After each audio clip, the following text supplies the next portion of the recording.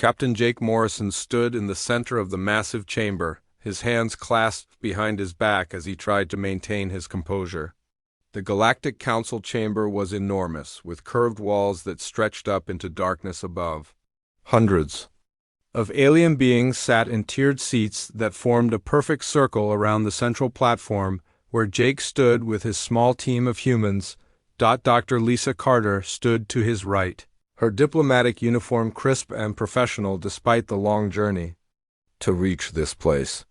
Her face showed years of careful negotiation and hope, but now those hopes were crumbling with each word spoken by the council speaker. Admiral Orion Parker stood to Jake's left, his military bearing rigid and his jaw clenched tight as he listened. To the aliens deliver their verdict on humanity's future, the council speaker was a tall, thin creature with silver skin and 4 arms. Its voice echoed through the chamber with a cold, mechanical tone that seemed to drain all warmth from the air. The application submitted by the species known as humanity for membership in the Galactic Council has been reviewed by this body. After careful consideration of all evidence presented, including testimony from multiple species and analysis of human historical records, this council has reached a unanimous decision. Jake felt his heart sink. The word unanimous meant that not a single species had spoken in favor of humanity. 3 years of diplomatic missions, cultural exchanges, and peaceful demonstrations had all been for nothing. He glanced at Lisa, who had worked so hard to build relationships with various alien species. Her face was pale, but she maintained her diplomatic composure. Humanity is hereby denied membership in the Galactic Council, the speaker continued. Furthermore, this body has determined that the human species poses a significant threat to galactic peace and stability. Therefore, all human vessels and personnel are permanently banned from entering council space. Any human colonies established beyond the Sol system must be abandoned within 1 standard galactic year. The words hit Jake like a physical blow. This was not just a rejection of membership, this was exile. The Council was cutting humanity off from the rest of the galaxy, trapping them in their own solar system like prisoners. He looked around the chamber and saw hundreds of alien faces staring down at him with expressions ranging from cold indifference to open hostility. Ambassador Veltar of the Zephyrian Empire rose from his seat. The Zephyrians were tall, proud beings with blue-tinted skin and elaborate crests on their heads. Veltar had been one of the most vocal opponents of human membership during the hearings. The human species has demonstrated throughout its history an alarming tendency toward violence and territorial expansion. Their own records show countless wars, genocides, and acts of aggression against their own kind. We cannot and will not allow such a dangerous species to spread throughout the galaxy. Chancellor Crix of the Hegemony Alliance stood next. The hegemony was a collection of smaller species that had banded together under council protection.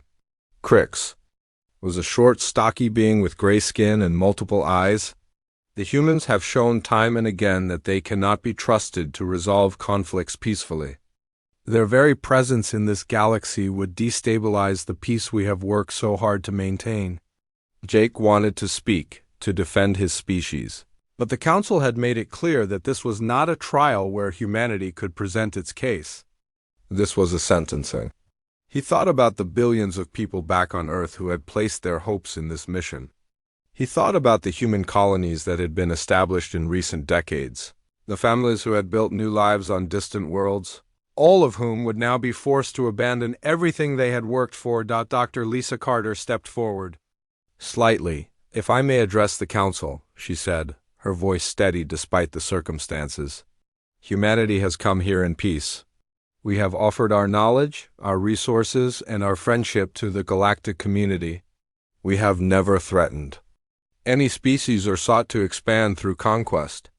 Our colonies were established on uninhabited worlds, and we have always respected the territorial claims of other species." The council speaker raised one of its 4 hands for silence. Dr. Carter, humanity's words of peace ring hollow when examined. Against your species' actions. Your expansion into space has been rapid and aggressive. Your military forces are disproportionately large for a species of your technological level. Your very biology shows adaptations for warfare and conquest that are absent in more peaceful species. Admiral Ryan Parker could no longer contain himself. More peaceful species? He said, his voice sharp with anger. The Zephyrians have enslaved 12 different species in the past century. The hegemony has strip-mined entire worlds and left them barren. The Carillion Syndicate runs slave markets in the outer systems, but we are the dangerous ones. The chamber erupted in angry chittering, growling, and mechanical sounds as the various alien species reacted to Ryan's words. The council speaker slammed a ceremonial staff against the floor, producing a sound like thunder that echoed through the chamber. Admiral Parker, you will not speak unless given permission. The actions of established council members are not relevant to this proceeding. Jake placed a hand on Ryan's shoulder, feeling the tension in his friend's muscles. He understood the Admiral's frustration, but outbursts would only make things worse. The truth was that the council had already made their decision before this. Hearing began. This was just a formality, a way to make their exile seem official and legal. The human delegation will be escorted to the border of council space immediately, the speaker announced. Any attempt to return or to establish communication with council worlds will be considered an act of war. This proceeding is concluded. Security. Forces moved toward the human delegation. They were tall, armored beings with energy weapons at their sides. Jake looked around the chamber one last time, memorizing the faces of the aliens who had condemned his species to isolation. Then he turned and walked toward the exit, his head held high, despite the crushing weight of failure on his shoulders. As they left the chamber, Jake caught sight of a few aliens in the upper seats who looked troubled by the proceedings. Not all species agreed with this decision, but they had been too afraid to speak against the majority. The galaxy was ruled by fear, and now humanity would pay the price for that fear. The escort led them through the corridors of Andromeda Station, toward the docking bay where their ship waited. None of the humans spoke during the long walk. There was nothing to say. They had come here with hope and were leaving with nothing but the knowledge that humanity was now truly alone in the galaxy.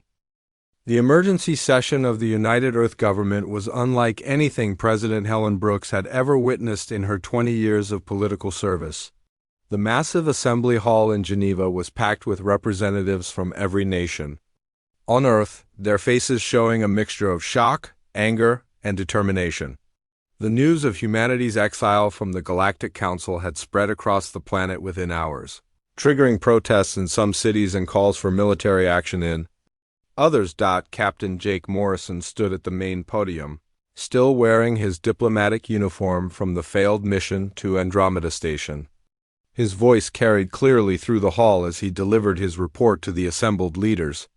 The Council has made their position clear. We are not welcome in their galaxy. They have given us 1 year to abandon all human colonies beyond the Sol system and return to Earth.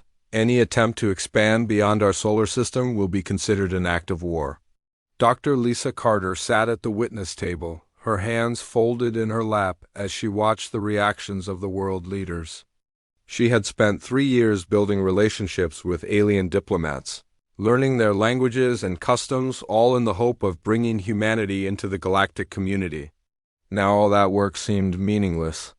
The aliens had judged humanity based on their own fears and prejudices, not on the evidence of human progress and peaceful intentions.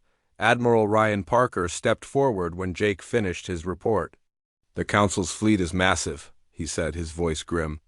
Our current military capabilities are no match for their combined forces. If we try to fight them directly, we will lose. But that doesn't mean we should surrender to their demands. President. Brooks stood up from her seat at the head table. She was a tall woman with gray hair and sharp eyes that had seen humanity through many crises. Admiral Parker, what are you suggesting? That we simply ignore the Council's ultimatum and continue. Our expansion? Not exactly, Ryan replied. I'm suggesting we think bigger. The Council controls the central regions of the galaxy, but there are vast areas beyond their reach.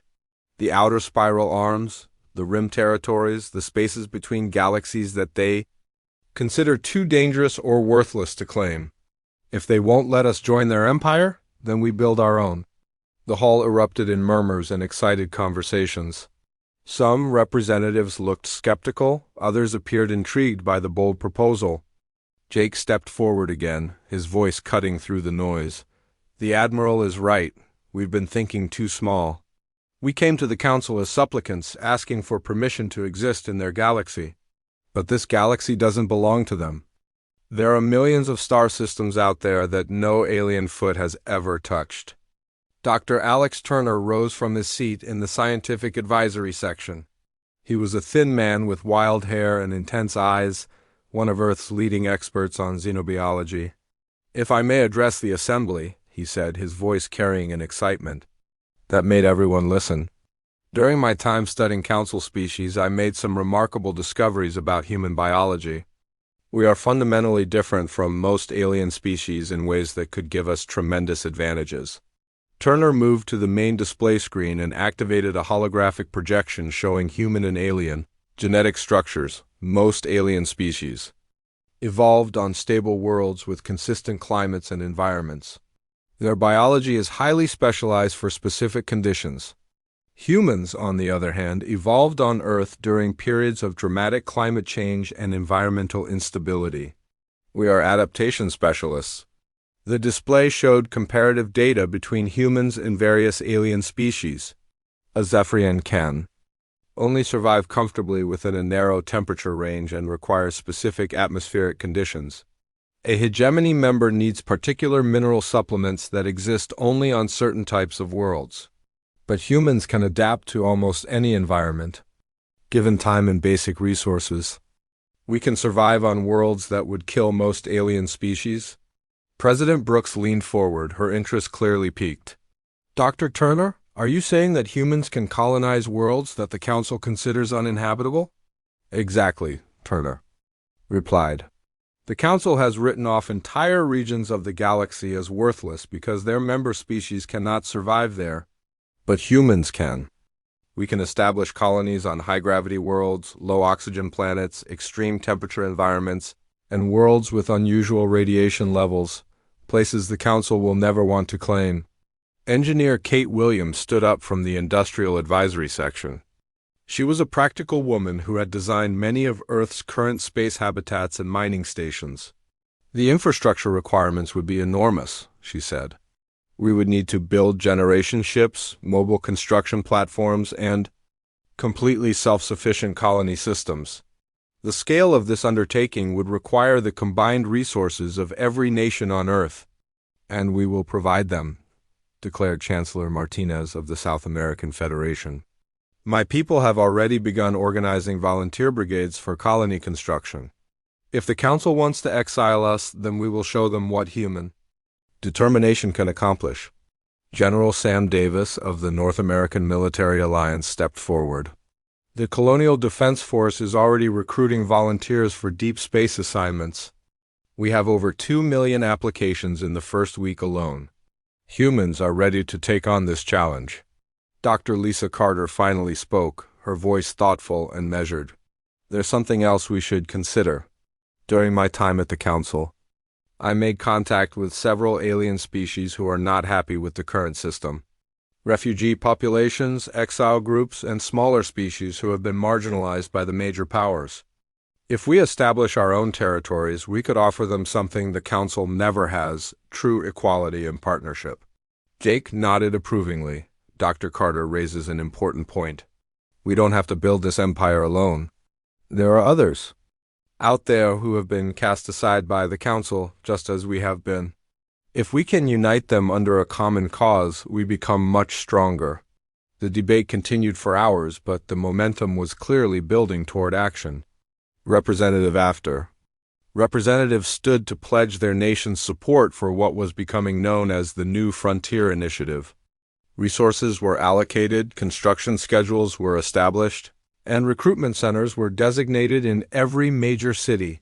President Brooks called for a formal vote as the session entered its final hour. All in favor of authorizing the New Frontier Initiative and the construction of humanity's first-generation ships? The vote was unanimous. Every nation on Earth had agreed to support humanity's boldest undertaking. As the session concluded, Jake found himself standing with Lisa and Ryan on the observation deck overlooking Lake Geneva. The sun was setting over the mountains, painting the sky in shades of orange and red. In the distance, they could see the lights of the first construction sites where humanity's future was already being built. "Do you think we can really do this?" Lisa asked, her voice quiet in the evening air. Jake looked up at the stars beginning to appear in the darkening sky. "The Council thinks they know humanity. They think we're just another aggressive species that will destroy ourselves if given the chance. But they've made a mistake. They've given us a reason to unite, to work together toward something greater than any of us could achieve alone." Ryan placed a hand on Jake's shoulder. "The first ships launch in 6 months. By this time next year, there will be human colonies in star systems the Council has never even explored. And that's just the beginning." The three friends stood in comfortable silence, watching the stars emerge one by one. Somewhere out there, beyond the reach of the Galactic Council, humanity's new empire was waiting to be born. Captain Amy Foster stepped off the transport shuttle onto the rocky surface of Haven Prime, the first human colony established beyond Council space. The world was harsh and unforgiving, with violent storms that could tear apart poorly constructed buildings and temperatures that swung between freezing and burning depending on the time of day. The sky was a strange purple color, and 2 small moons hung visible even during the daylight hours. Behind her, 300 colonists began unloading their equipment and supplies. These were volunteers from dozens of countries on Earth, engineers, and farmers and doctors and teachers who had left everything behind to build a new life on this alien world.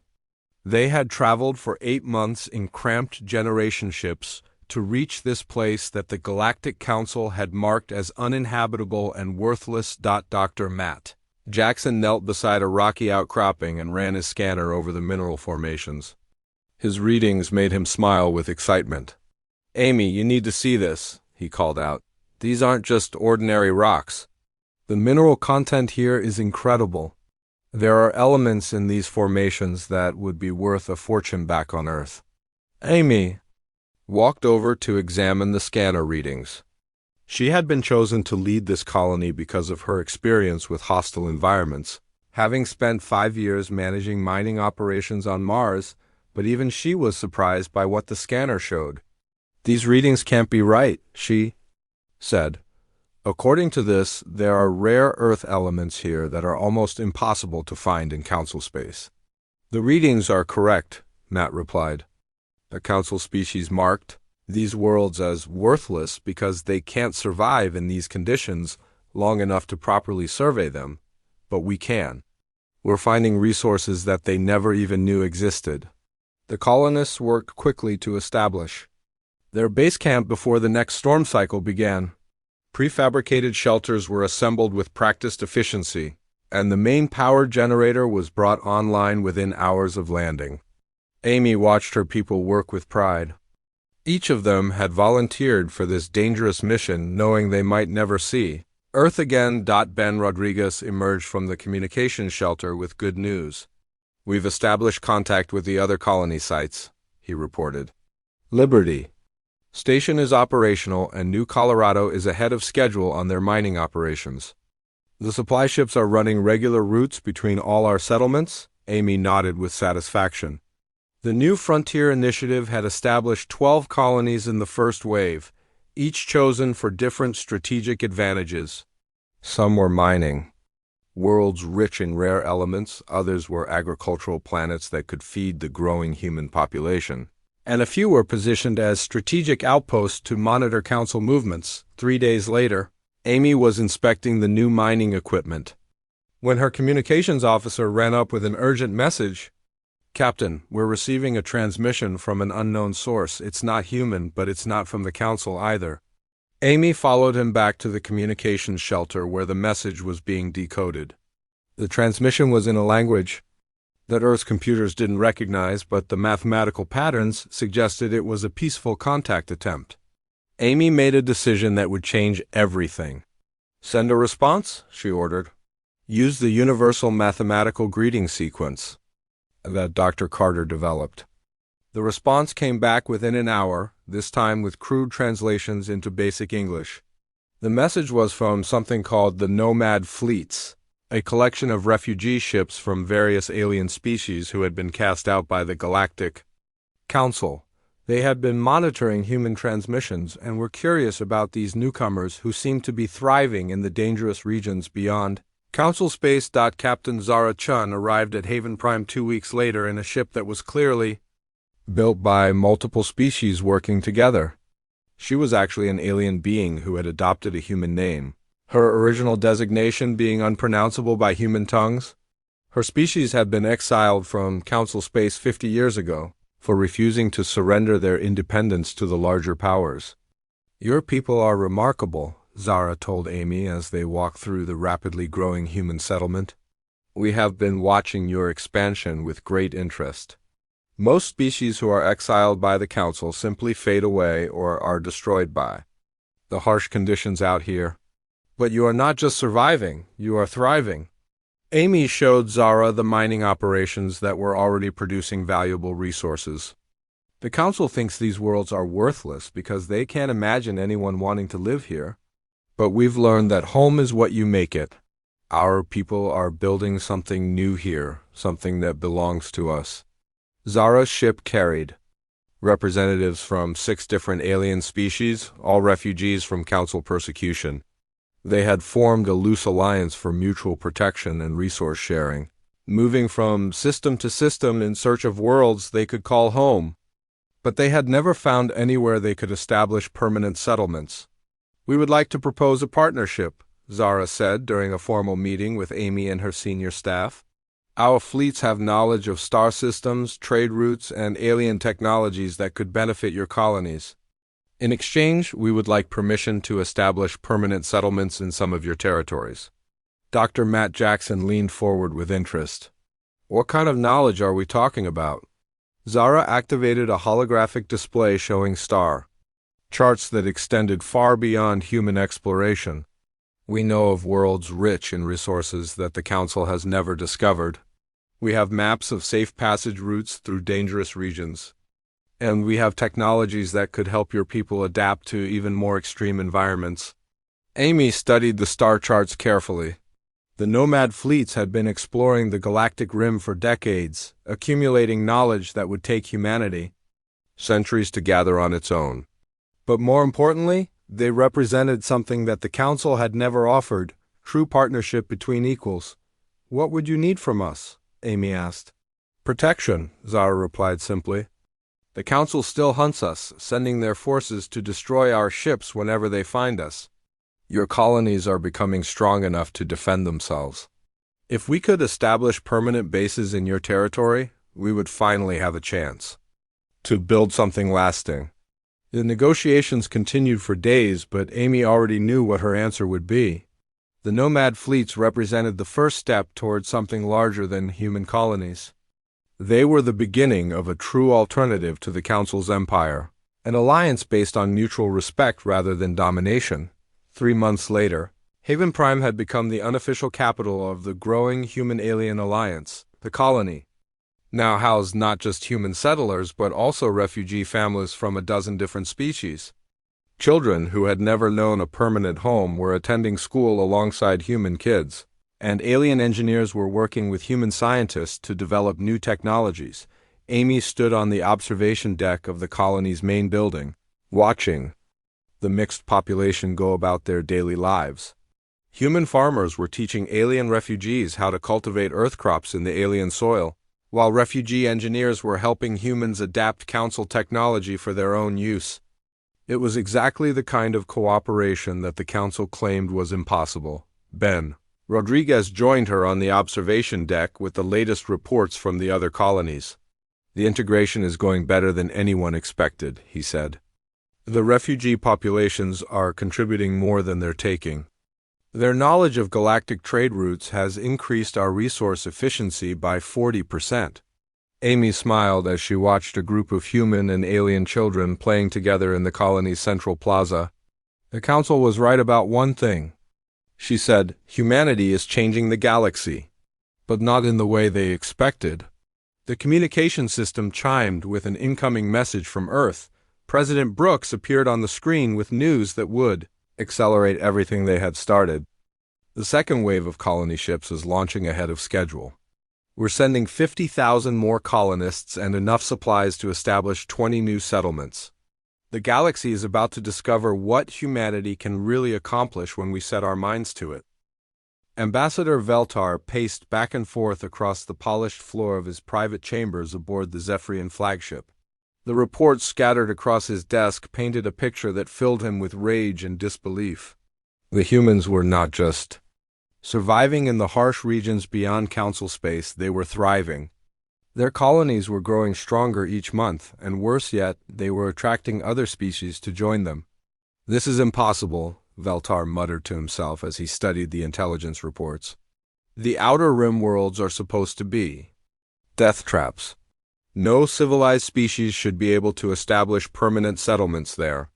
His aide, a younger Zephyrian named Colrith, stood nervously by the door. "Sir, the Council has received confirmation that the human colonies are now trading with refugee fleets from multiple species. Our border worlds are reporting increased activity in sectors we thought were empty." Veltar slammed his fist on the desk, causing the reports to scatter. Those humans were supposed to disappear quietly into the void. Instead, they are building something that threatens everything we have worked to establish. Contact Chancellor Crix immediately. We need to discuss this growing threat. Meanwhile, at Liberty Station, Commander Steve Hayes was reviewing defensive preparations with his senior staff. The station had been built in a strategic location, along one of the major trade routes between human colonies and the Galactic Rim. It served as both a supply depot and an early warning system for any Council movements in the region. "Sir, we're detecting multiple ships approaching from Council space," reported Lieutenant Carolstone from the sensor station. "They're flying the colors of the Corellian Syndicate, but their formation suggests hostile intent." Steve moved to the main display screen where tactical information was being updated in real time. The approaching fleet consisted of 12 ships, too many to be a simple patrol or trading mission. "Battle stations," he ordered, "and send a message to all human colonies. Tell them we may have found our first real test." The attacking fleet was made up of pirates who had been hired by the Council to harass human trade routes. They believed they were facing a small outpost with minimal defenses, but Steve had spent months preparing for exactly this kind of assault. The station's weapon systems were built using a combination of human engineering and alien technology. Provided by the Nomad fleets, the battle began when the pirates opened fire on the station's outer defenses. Steve watched calmly as the enemy weapons struck the station's shields, which held firm against the assault. "Return fire," he ordered. "Target their lead ship." The station's main cannon fired a concentrated beam that tore through the pirate vessel's shields and hull in seconds. The enemy ship exploded in a brilliant flash of light that illuminated the entire battle zone. The remaining pirates suddenly realized they were facing a much stronger opponent than they had expected. "This is impossible," transmitted the pirate. "Captain, our intelligence said this was just a mining station with basic defenses." Steve smiled grimly as he opened a communication channel to the attacking fleet. "Your intelligence was wrong? This is a human military installation, and you are trespassing in our territory. Surrender now or face the consequences." The pirates tried to withdraw, but Steve had positioned his ships to cut off their escape routes. The battle was over in less than an hour, with most of the pirate fleet destroyed and the survivors fleeing back toward Council space. The victory sent a clear message throughout the galaxy: humanity was not helpless, and their colonies would not be easy targets back on Earth. Dr. Tony Clark was working in his laboratory on a project that would change everything. He had been studying captured Council technology for months, trying to understand how their faster-than-light drives and energy weapons functioned. His breakthrough came when he realized that the aliens had been following the same technological development paths for thousands of years. "The Council species are trapped by their own success," Tony explained to his research team. "They have developed efficient technologies, but they never innovate beyond proven methods. They're afraid to experiment because failure might mean losing their advantages over other species. His assistant, Dr. Nancy Price, looked up from her workstation. But humans don't have that problem. We're used to failure being part of the learning process. Tony nodded enthusiastically. Exactly. We can take their basic technologies and improve them in ways they never considered. Look at this. He activated a holographic display showing the modified faster-than-light drive he had been developing. By combining Council technology with human engineering principles, we can create drives that are twice as fast and half as expensive to build. The implications were staggering. If human colonies could travel and communicate faster than Council forces, they would have a tremendous strategic advantage. Tony's modifications also applied to weapon systems, defensive shields, and manufacturing processes. Humanity was not just adapting alien technology, they were making it better. Meanwhile, former Earth intelligence officer Maria Santos was conducting her own investigation into Council activities. Working from a secret base in the asteroid belt, she had been intercepting Council communications and analyzing their political structure. What she discovered was both shocking and encouraging.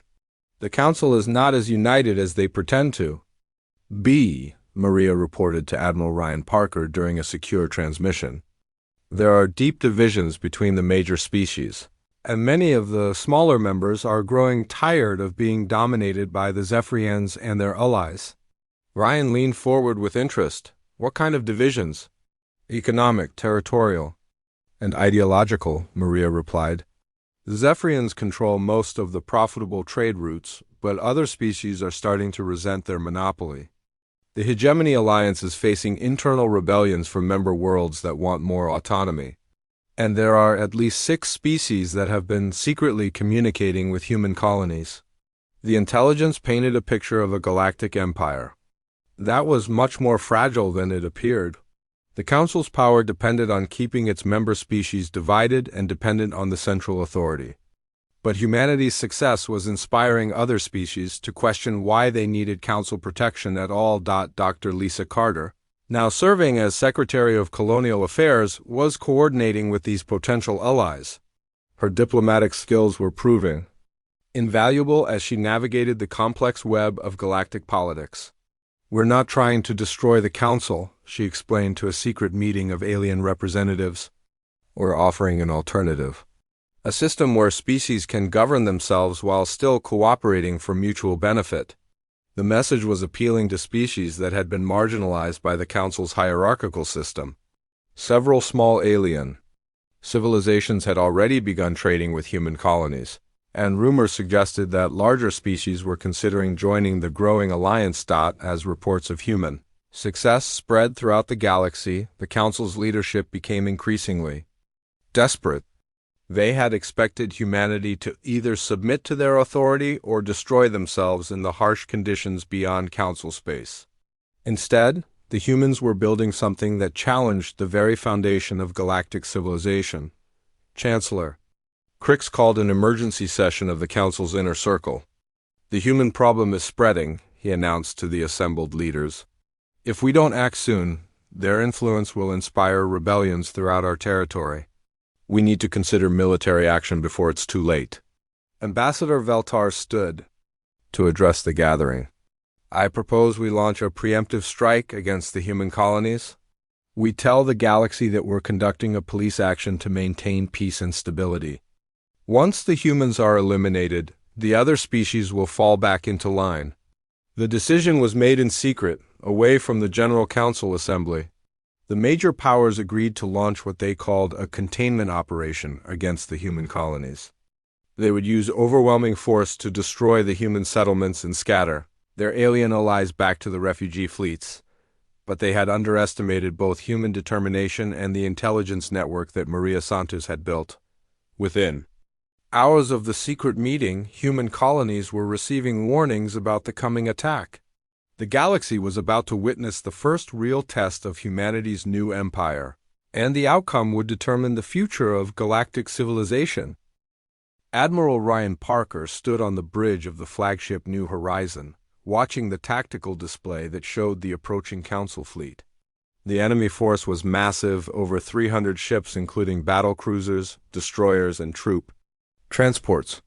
The Council had committed nearly a quarter of their total military strength to what they called Operation Cleansing Storm, designed to crush the human colonies and end their growing influence once and for all.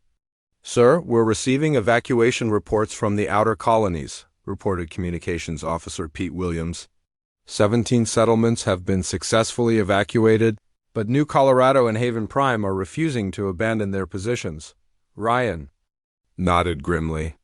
The evacuation plan had been prepared months ago when Maria Santos first warned of a possible Council attack. Most of the civilian population had been moved to secure locations deeper in unexplored space, but some colonists had chosen to stay and fight for the homes they had built. Captain Jake Morrison's voice crackled through the communication system from his position commanding the defense of Haven Prime. "Ryan, we've got over 200 ships heading our way. The colonists here won't leave, and frankly, I don't think we should. If we run now, we'll be running forever." "Jake's right," added Commander Steve Hayes from Liberty Station.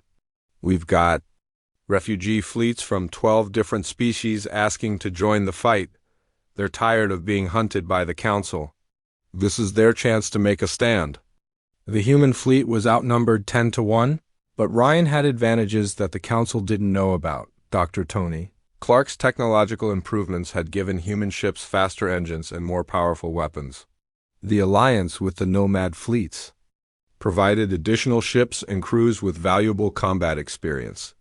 Most importantly, the human forces were fighting for their homes and their freedom, while the Council forces were fighting to maintain their power over others. Colonel Dan Brooks was already on the surface of Haven Prime, preparing guerrilla operations with both human colonists and alien refugees. "We've got weapons caches hidden throughout the settlement," he reported. "If they try to land troops, we'll make them pay for every building they want to take." The first battle began at the edge of the New Colorado system, where Captain Lucy Wade commanded a small force of human patrol ships. Her orders were simple: hit the Council forces fast and hard, then retreat before they could respond effectively. The tactic was designed to disrupt their formations and force them to waste time and resources on defensive measures. Lucy's ships struck the Council fleet's supply convoy while the main force was still approaching the colony. Her fighters used their superior speed to attack and disappear before the enemy could organize a proper response. Within 2 hours, she had destroyed 6 supply ships and damaged 3 escort vessels, forcing the Council to divert combat ships to protect their remaining supplies. "First blood to us," Lucy reported as her ships regrouped at a safe distance. "The Council commanders are already making mistakes. They're treating this like a parade instead of a real battle." The main engagement began when the Council fleet reached Haven Prime. Ambassador Veltar commanded the operation from his flagship, confident that overwhelming numbers would quickly crush the human resistance. He had studied reports of human military tactics and dismissed them as primitive compared to Council strategic doctrine. "Begin the bombardment," Veltar ordered. "Destroy their orbital defenses, then commence ground operations. I want this colony eliminated within 12 hours. But the Council forces discovered that human defenses were much stronger than their intelligence had suggested. The orbital stations around Haven Prime were protected by energy shields that could absorb tremendous amounts of damage, while hidden weapons platforms opened fire from unexpected angles. The Council's first assault wave was decimated by defensive fire that seemed to come from everywhere at once. Jake Morrison coordinated the defense from the colony's command center, using tactics that confused and frustrated the Council forces. Instead of meeting their attacks head-on, the human defenders used hit-and-run strategies, mobile weapons platforms, and coordinated strikes that maximized damage while minimizing their own losses. "They're not fighting like a proper military force," complained one of Veltara's subordinates. "They're using civilian tactics, hiding behind asteroids, and using merchant ships as weapons platforms." Veltar watched in growing frustration as his superior numbers failed to produce the quick victory he had promised the Council. "These humans fight like pirates and terrorists. They have no honor, no sense of proper warfare." The battle reached its turning point when the nomad fleets arrived to support the human defenders. Captain Zara Chin led a combined force of refugee ships from dozens of different species, all united by their hatred of Council oppression. Their arrival caught the Council forces by surprise, attacking from directions that Veltar had assumed were secure. "Sir, we're being attacked from the rear," reported the Council tactical officer. "Unknown ships are hitting our supply lines and support vessels." The refugee fleets brought more than just additional ships. They brought knowledge of Council military procedures and weaknesses. Former Council military officers who had defected to the refugee cause provided crucial intelligence about enemy formations and tactics. The combined human-refugee force began to systematically dismantle the Council's overwhelming numerical advantage. Admiral Ryan Parker seized the moment to launch his main counterattack. The human fleet, reinforced by refugee vessels and supported by the surviving orbital defenses, struck the Council forces from multiple directions simultaneously. The battle became a chaotic melee where the Council's superior numbers became a disadvantage as their ships got in each other's way. "All ships, focus fire on their command vessel," Ryan ordered. "If we can eliminate their leadership, their coordination will collapse." The battle for Veltar-S flagship was fierce, with both sides committing everything they had. The Council commander found himself fighting desperately to survive rather than commanding a triumphant victory. His ship shields failed under concentrated fire from human and refugee vessels, and emergency systems began failing throughout the vessel. "Sir, we need to withdraw," urged his tactical officer. "We're losing ships faster than we can replace." Then Veltar stared at the tactical display in disbelief. His massive fleet was being defeated by a force that should have been crushed within hours. The humans and their allies were fighting with a coordination and determination that his forces couldn't match. Worse, reports were coming in of similar defeats at other human colonies throughout the region. "This is impossible," Veltar muttered. "We have the superior technology, the larger fleet, the better training. How are we losing?" The answer came from an unexpected source. Dr. Lisa Carter's voice appeared on the Council communication channels, broadcasting to both sides of the battle. "Ambassador Veltar, this is Dr. Carter of the Human Colonial Assembly. We're offering you and your forces the chance to surrender with honor. Your war is already lost, but your people don't have to die for the Council's mistakes." Veltar's response was filled with rage and desperation. "We will never surrender to primitive humans. The Council will send reinforcements, and we will crush your pathetic colonies." But even as he spoke, Veltar knew that reinforcements were not coming. The Council's remaining fleets were dealing with rebellions throughout their own territory, inspired by news of humanity's success. The defeat at Haven Prime would not be the end of the Council's problems. It would be the beginning of their empire's collapse. Jake Morrison's voice joined the broadcast from the surface of Haven Prime.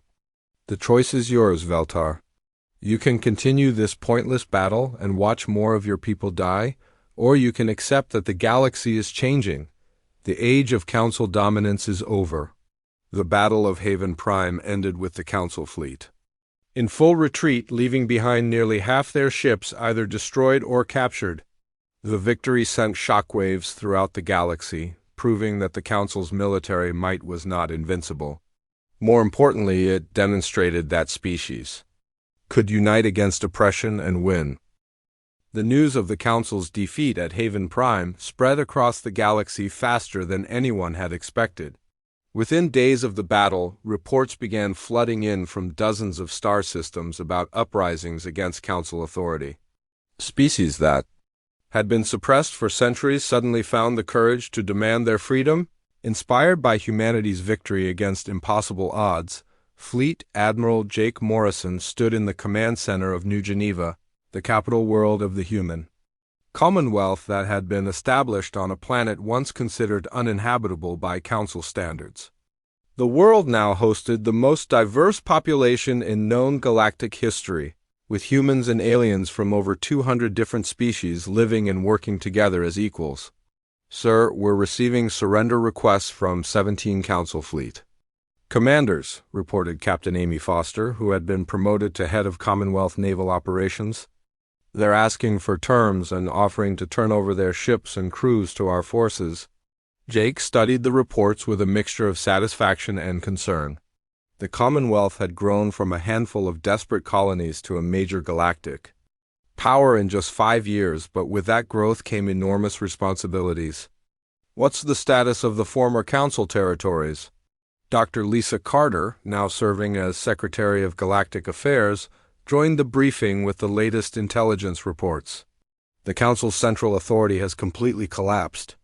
The Zephyrian Empire has withdrawn to their home systems and declared neutrality.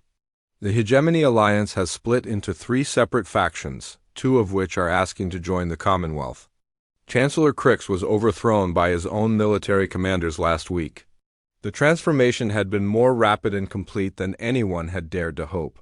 The Council's empire had been built on fear and oppression, and once that foundation cracked, the entire structure came tumbling down. Species that had been enemies for centuries were now working together to build something better. Admiral Ryan Parker entered the command center with news from the outer territories. The integration process is moving faster than we planned, he reported. We've established Commonwealth governments in over 300 star systems, and the refugee fleets are finally able to settle on permanent worlds. Captain Zara Chun sends her regards from the new nomad homeworld. Jake smiled at the mention of their alien ally. Zara had become one of the Commonwealth's most respected leaders, proving that cooperation between species was not only possible but beneficial for everyone involved. Her people had found a home after decades of wandering, and their knowledge of galactic trade routes had helped establish the Commonwealth's economic foundation. The sound of children laughing outside the command center caught Jake's attention. He walked to the window and looked down at the city plaza where human and alien children were playing together. Some of the alien children had been born on refugee ships and had never known a real home until now. Others were the children of former council officials who had chosen to join the Commonwealth rather than cling to the old system. It's hard to believe this is the same species the council called too dangerous for galactic civilization, commented Dr. Tony Clark, who had arrived for the weekly technology briefing. His innovations had not only helped win the war, but were now being shared freely with all Commonwealth members, accelerating technological progress throughout the galaxy. President Helen Brooks appeared on the main communication screen from Earth, her hair now completely white but her eyes still sharp and determined. The Democratic Galactic Assembly is ready to convene its first session, she announced. Representatives from 412 species have confirmed their attendance. We're about to witness the birth of true galactic democracy. The Assembly Hall on New Geneva had been built to accommodate the incredible diversity of galactic civilization. The chamber could adjust its atmosphere, gravity, and lighting to make representatives from any species comfortable. Translation systems ensured that every voice could be heard and understood. Regardless of the speaker's native language or communication method, Jake took his place as the Assembly's first elected chairman, a position that rotated between species. Every 2 years to ensure no single group could dominate the others. His opening speech was broadcast to billions of beings across the galaxy, many of whom were experiencing freedom for the first time in their lives. Fellow citizens of the galaxy, Jake began, his voice carrying across the vast chamber. We gather here not as conquerors or subjects, but as equals united by common values of freedom, justice, and mutual respect. The old system of domination and fear has ended. Today, we begin building something better. The Assembly's first act was to formally dissolve the old Galactic Council and establish the Commonwealth Constitution. The document guaranteed fundamental rights to all sentient beings, regardless of their species or origin. It established democratic governance, protected individual freedoms, and created mechanisms for peaceful resolution of conflicts between species. Ambassador Veltar watched the proceedings from the gallery reserved for former council officials. He had been given the choice between trial for war crimes or exile to a remote world and had chosen exile. Now he saw the civilization he had tried to destroy creating something he had never thought possible, a truly united galaxy where strength, came from cooperation rather than conquest, Maria Santos, now head of Commonwealth Intelligence, provided the final report on the transition. The last council holdout forces surrendered yesterday, she announced. The galaxy is now completely under Commonwealth authority, but more importantly, it's under the authority of its own people. The celebration that followed lasted for days across hundreds of worlds, but Jake knew that the real work was just beginning. Building a galactic civilization based on freedom and equality would be much harder than winning the war against the Council. There would be disputes between species, economic challenges, and the constant need to balance individual rights with collective security. Dr. Lisa Carter approached Jake during the celebration with a proposal that would shape the Commonwealth's future. "We've been thinking about exploration beyond our own galaxy," she said. "There are other civilizations out there, and we want to meet them as friends rather than conquerors. We could be the first truly peaceful galactic civilization to make contact with other galaxies." Jake looked out at the stars visible through the assembly hall's transparent dome. Somewhere out there were civilizations that might be facing their own councils and empires. The Commonwealth could offer them the same choice it had given the galaxy: cooperation over domination, freedom over oppression, hope over fear. "Schedule the first intergalactic exploration mission," Jake decided. "But this time we go as ambassadors of peace, not as exiles seeking refuge. We'll show the universe what happens when different species work together instead of against each other." The story of humanity's exile had become the story of galactic liberation. The species that the Council had considered too dangerous to exist had indeed changed the galaxy, but not through conquest or destruction. They had changed it through the radical idea that all beings deserved freedom and dignity, regardless of their origin or appearance. As the celebration continued around him, Jake thought about the long journey that had brought them to this moment. From the Council's rejection to the first desperate colonies to the Great War and finally to this new democratic galaxy, humanity had proven that exile could become opportunity, and that even the smallest species could make the biggest difference. The Commonwealth's motto, inscribed in hundreds of languages on the assembly hall's walls, captured the essence of what they had achieved: unity in diversity, strength in freedom, hope in tomorrow. The galaxy that had once banned humanity now looked to them for leadership, not because they were the strongest or most advanced, but because they had shown that a better way was possible. The future stretched ahead, full of challenges and opportunities. But for the first time in galactic history, that future belonged to everyone.